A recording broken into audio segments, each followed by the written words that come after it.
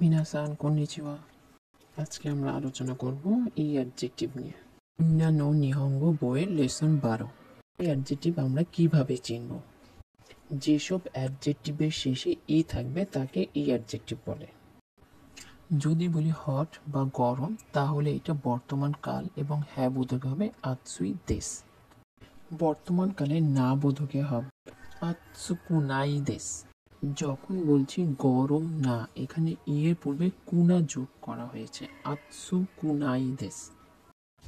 এখন আমরা দেখব অতীতকালে এই অ্যাডজেক্টিভের গঠন কি রকম হবে। অতীতকালে এই অ্যাডজেক্টিভ হা বোধক হলে কি হবে? উদাহরণ, গরম ছিল। অতীতকালের কথা বলা হচ্ছে, গরম ছিল। আতসুই হয়ে যাবে আতসুকাত্তা দেশ।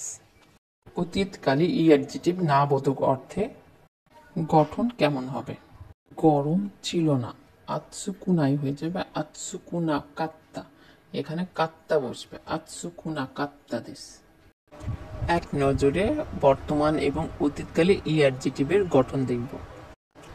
আতসুই বর্তমান কালে, হ্যাঁ বোধক আতসুই দেশ, না বোধক আতসুকুনাই দেশ।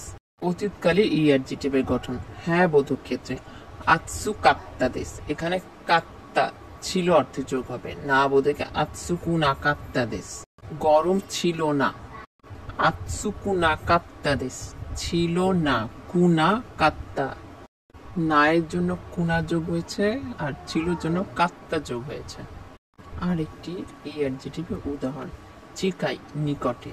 বর্তমান কালে হ্যাঁ বোধক অর্থে চিকাই দেশ, না বোধক অর্থে নিকটে না, চিকা কুনাই দেশ। অতীতকালের গঠন হ্যাঁ বোধক অর্থে নিকটে ছিল, চিকা কাত্তা দেশ। নিকটে ছিল না, চিকা কুনা কাত্তা দেশ।